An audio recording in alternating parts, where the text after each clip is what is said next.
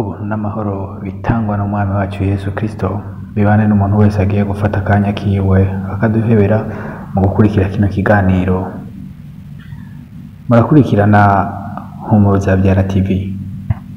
Humura Uzabyara TV yihaye intumbero yo kuremesha no gutanga impanuro hamwe no kwiyamiriza amabi akorerwa mu miryango dushingiye ku mabi akorerwa imiryango itararonka urubyaro. Ugiye kudukurikirana turagusaba gukora subscribe canke s'abone kugira ubashe kuronka ibiganiro byacu byose. Ntibagire share canke partage kugira ibiganiro bigere kure hashoboka. Imbere yuko tugira icyo tuyaze, reka tubande turagize Imana ibikorwa tugiye gukora, ikiyago tugiye kuyaga kibemwo Imana yacu. Dusenge. Data wa twese, turagushimiye ko wongeye kuduha ubuzima kugira ngo dushobore gukora icyo waturemeye. Turagusavye ngo twezeshe amaraso y'umwana wawe aho hose tubona ko gasembwa. Turakwinginze ngo uhumurize imitima y'abababaye, uruhura abarushe, maze ubongere intege zo kuvuga kugira neza kwawe.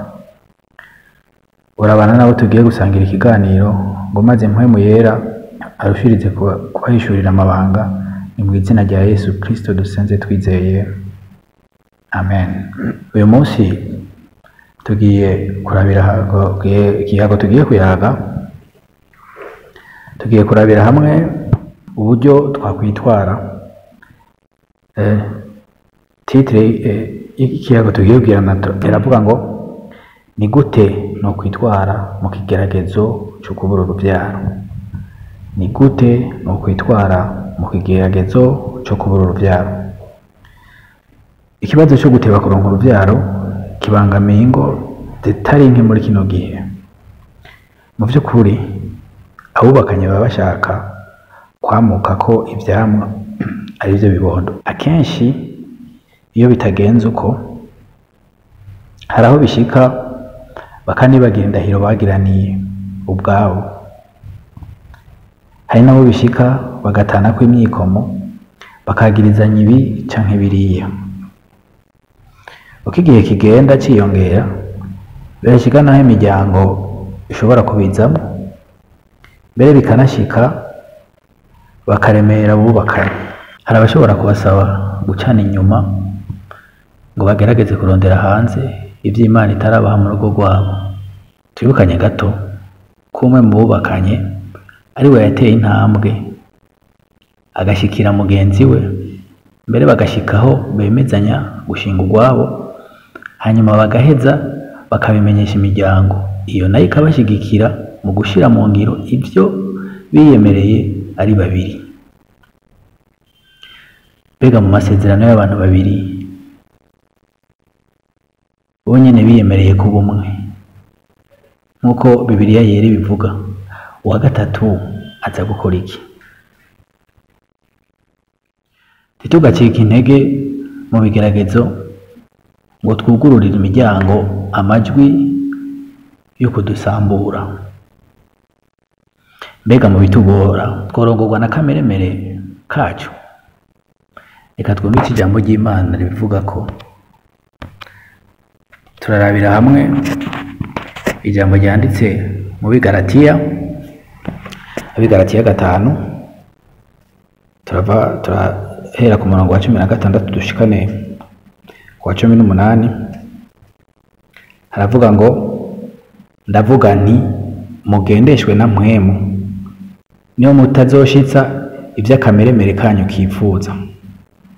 Kuko akameremere kifuza ibyo mpwemu yanka, kandi mpwemu yifuza ibyo akameremere kanka, kuko ivyo bihiganwa ngo ntimukore ibyo mugomba. Ariko namba murongorwa na mpwemu ntimuganzwe n'ibyagezwe.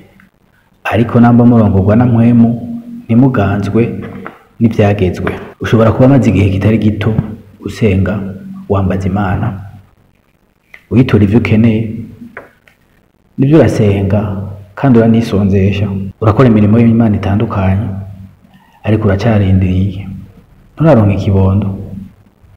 Hari abamwubakiye rimwe hari abubatse n'inyuma yawe bose mbere bahetse, ariko wewe uracyarindiriye. Mbega ukurindira kwawe kumeze gute? Iyo ubonye wibarutse biraguhimbara? Ntaho kameremere ivyuka bikagutera umujinya?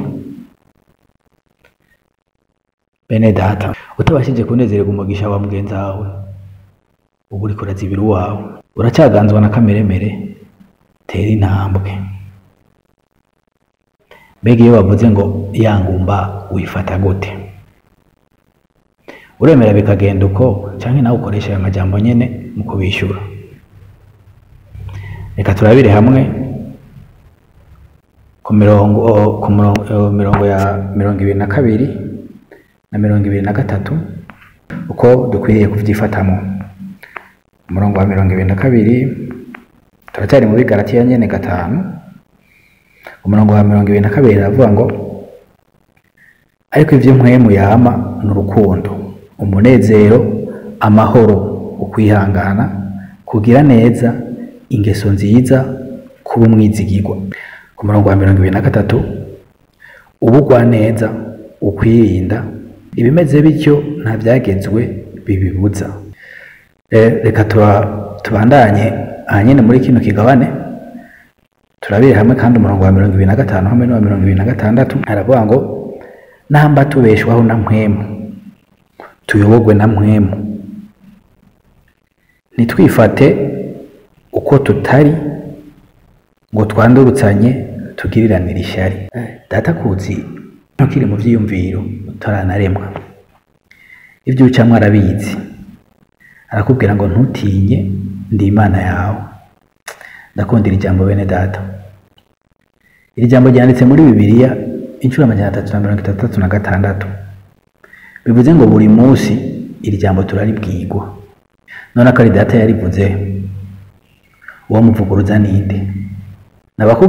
Nabakubwira umufumu wo kuguha uruvyaro? Nabaguharurira imyaka umaze utarabyara? Humura nawe uzabyara nshuti mukundwa.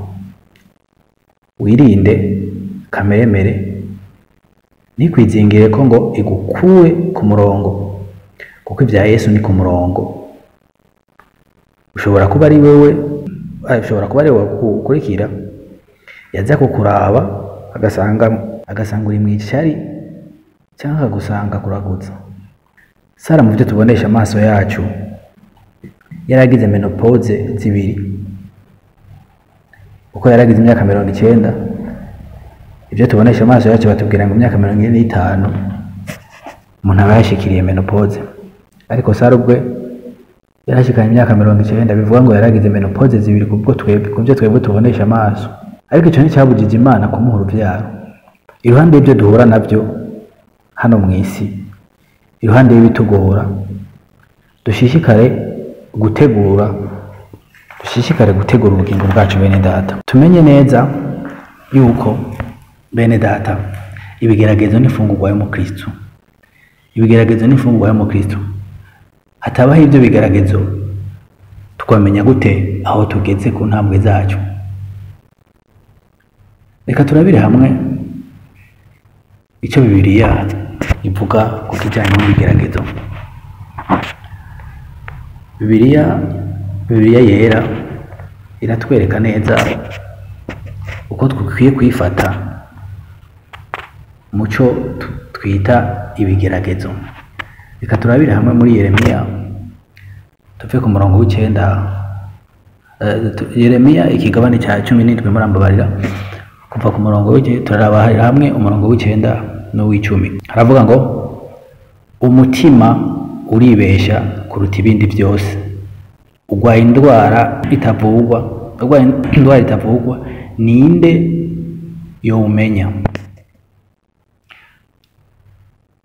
Ni jewe uhoraho nsesa umutima, nkagerageza umushaha, kugira ngo ngerere umuntu wese ibikwiranye n'ingeso ziwe n'ibikwiranye n'iby'ibikorwa byiwe byeze. Aha turumva neza ngo ni uhoraho, ni jewe uhoraho nsesa umutima, nkagerageza umushaha.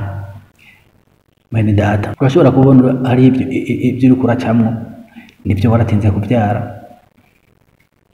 ushobora kuba ufise n'ibindi ubona impande y'icyo, ariko ibyo byose Uhoraho arabizi neza. Ubwo butayu ubona kurimwo n'urugezo n'igipimo urimwo. Niyo mpamvu utegerezwa kumenya uko witwara mwene data.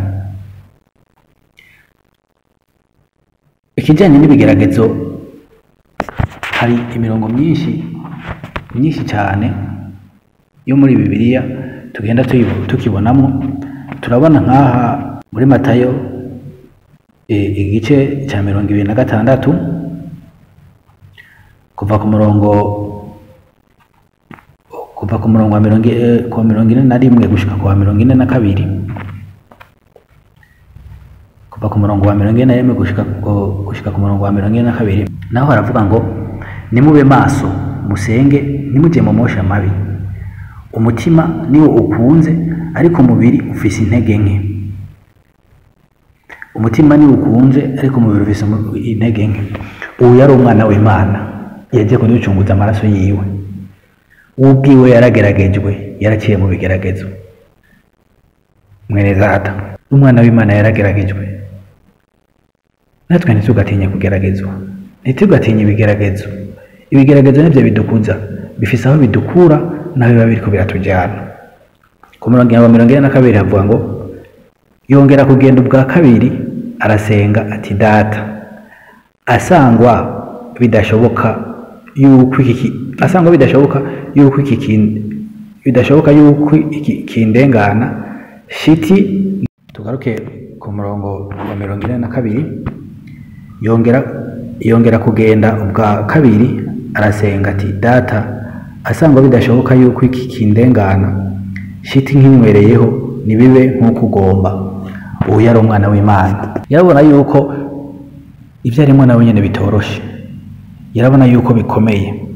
Murumva neza icyatumye ashobora kubandanya urugendo rwiwe, nuko yaribuka yuko ariko arageragezwa, agafata umwanya agasenga, akagenda ubwa mbere agasenga, akagaruka ubwa kabiri ati umutima ego ariko umubiri ni umunyantege.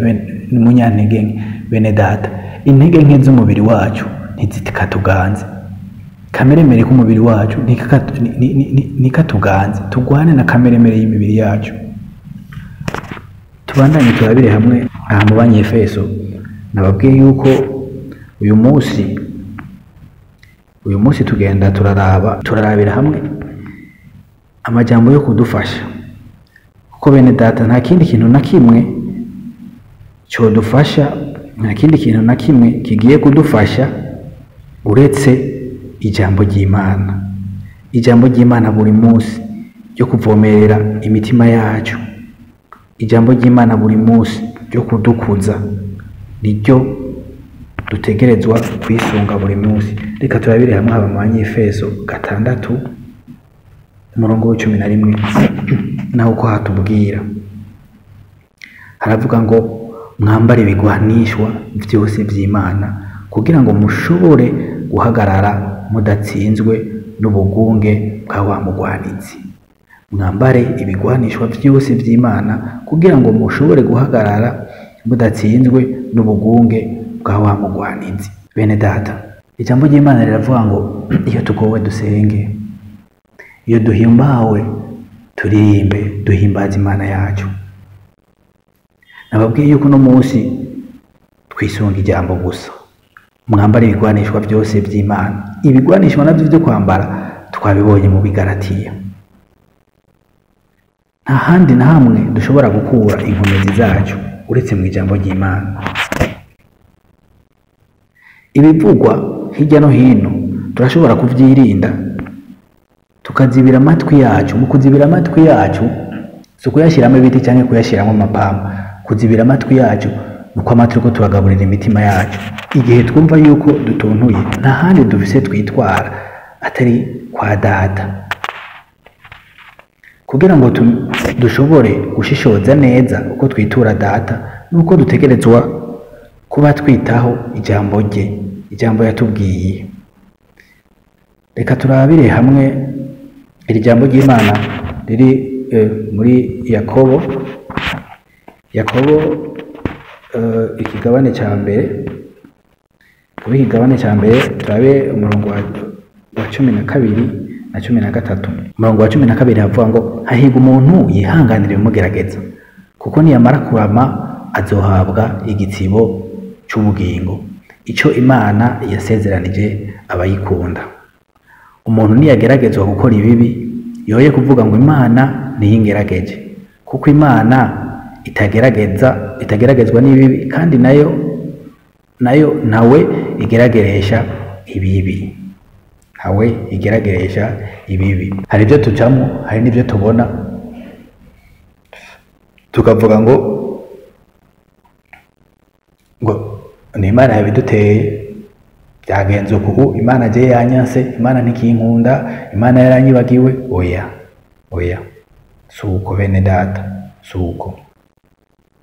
Jambo ry'Imana riravuga ko tuzoba duhiriwe igihe tuzoba twihanganira ibitugerageza. Tuzoba duhiriwe igihe tuzoba tubona abaheze twe tutaraheka, tukavyihanganira, tukabasengera, tukabana nabo. Tuzoba duhiriwe igihe tutazoba dusharika bene wacu kubera intambwe bateye. Tuzoba duhiriwe igihe cyose tuzoba twitwararika icyo data yavuze.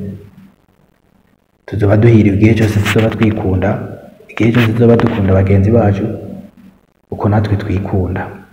Rero bene data, Bibiliya duhamagarira gushikama mu byo ducamo byose. Turabisoma hano muri Yesaya 41. Yesaya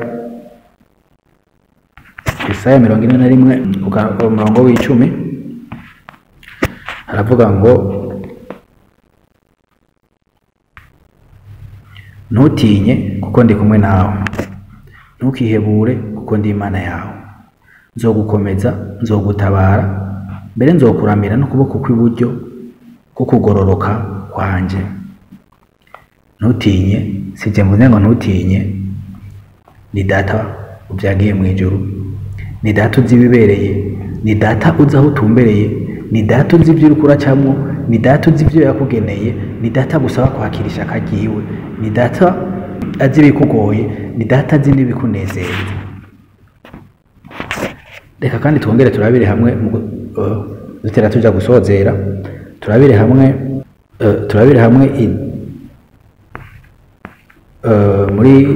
muri Yohana 14 ku murongo wa 27. Nababwiye yuko uyu munsi turaba amajambo y'Imana akwiriye kudufasha buri munsi mu kigeragezo turimo. Umurongo wa 27 haravuga ngo amahoro ndayabasigaranye, amahoro yanje ndayabagabiye, jeho simbagabira nk'uko abisi bagaba, imitima yanyu ntihagarare kandi ntitinye. Bene data, aha niho tugiye gusozereza ikiganiro cy'uyu munsi. Amahoro ndayabasigaranye, amahoro yanje ndayabagabiye, jeho simbagabira nk'uko abisi bagaba, imitima yanyu ntihagarare kandi ntitinye. Imitima yanyu ntitinye. Bene data, ubwoba bukomoka kuri sekibi, ubwoba bukomoka kutizera, ubwoba bukomoka kuba tudashikamye ngo dushire amanga, ubwoba bukomoka ko twubatse inzu zacu ku misenyi. Mu gihe tukiri mu kigeragezo, Yesu arashobora kuza. Mu gihe tukiri mu kigeragezo, hari n'ibindi byinshi biturindiriye. Mu gihe tukiri mu kigeragezo, hari ibikorwa twashinzwe, twarazwe, hari imirimo dufise, tuyikore neza ko twategerezwa kuyikora. Abo twasangiye ikiganiro, abo twasangiye ikiyago, Umwami Imana abahezagire, naho ubutaha.